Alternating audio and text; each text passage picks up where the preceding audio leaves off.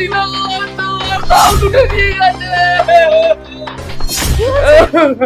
আরে আমাদের দোকানের টাকার অ্যাটাচিটা রেখে আমি একটু বাথরুম গেছিলাম, এসে দেখছি নেই। তার মানে শিওর চুরি হয়েছে। সকাল থেকে এখনো পর্যন্ত কে কে এসেছে বাড়িতে?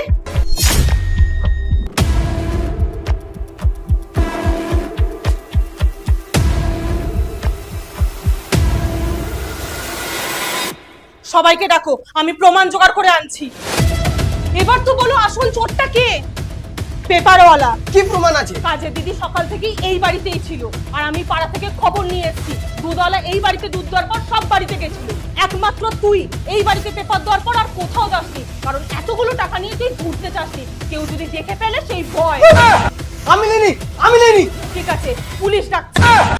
না, পুলিশ দেখো না, আমি দিয়ে দেবো।